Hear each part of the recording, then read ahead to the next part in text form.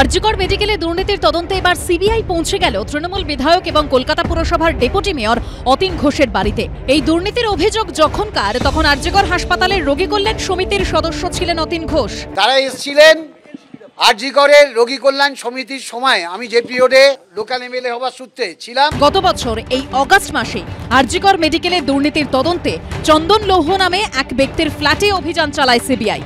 এর আগে ভিজিলেন্স কমিশনারকে লেখা অভিযোগপত্রে প্রাক্তন অধ্যক্ষ সন্দীপ ঘোষের বিরুদ্ধে টেন্ডার না ডেকে সরকারি জায়গায় খাবারের দোকান, ক্যাফে, ক্যান্টিন, সুলভ শৌচালয়ের জন্য বরাদ্দ করার অভিযোগ তুলেছিলেন আরজিকর মেডিকেলের প্রাক্তন ডেপুটি সুপার আখতার আলী। হাসপাতাল চত্বরে চন্দন লৌহ নামে এই ব্যক্তির স্ত্রীর নামে একটি কফি স্টল ছিল।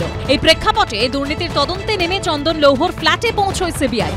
তখনই দেখা যায় চন্দন লৌহর ফ্ল্যাটের নিচে তৃণমূল বিধায়ক অতীন ঘোষের জনসংযোগ কার্যালয়। অতীন ঘোষের সঙ্গে চন্দন লৌহের বেশ কিছু ছবি প্রকাশ্যে আসে, যেখানে দেখা যায় স্টলের উদ্বোধন করছেন তৃণমূল বিধায়ক ও ডেপুটি মেয়র অতীন ঘোষ এবং প্রাক্তন অধ্যক্ষ সন্দীপ ঘোষ। পিছনে দাঁড়িয়ে সেই চন্দন লৌহ। এবার আরজিকর মেডিকেলে দুর্নীতির তদন্তে সেই অতীন ঘোষের বাড়িতেই পৌঁছে গেল সিবিআই।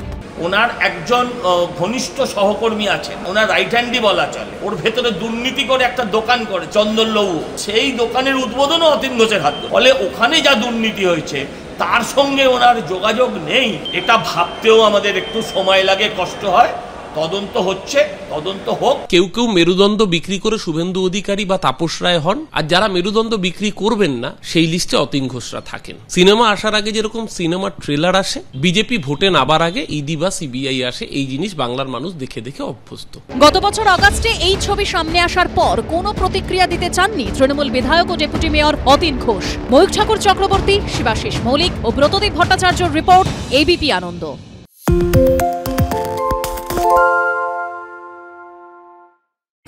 সত্য অন্তহীন, সত্যের খোঁজও তাই, সত্য সন্ধানে তাই আমরা অক্লান্ত, অকুতভয়। এবিপি আনন্দ নতুন ভাবনার প্রতীক, যা মনে মুক্ত, তথ্যে যুক্ত এবং যাবতীয় সীমানার বাঁধন থেকে মুক্ত।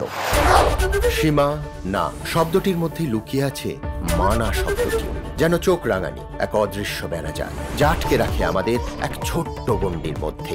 একমাত্র সঠিক খবরই গড়ে তুলবে এক মুক্ত সমাজ। সেই জগৎ গড়ার লক্ষ্যে কোনো সীমানার ঠুকুটি আমরা মানব না। এবিপি আনন্দ এগিয়ে থাকে, এগিয়ে রাখে।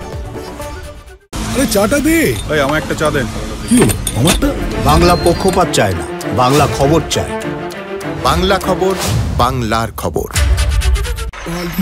তাই নাকি? বাংলা গুজব চায় না, বাংলা খবর চায়। বাংলা খবর, বাংলার খবর। শুনতে পাচ্ছি না, বল না। হ্যালো, 10 টাকাটা ব্যাপার নয়, আজকে 40 টাকা দিচ্ছি, কারণ 40 টাকা। বাংলা গলাবাজি চায় না, বাংলা খবর চায়। বাংলা খবর, বাংলার খবর।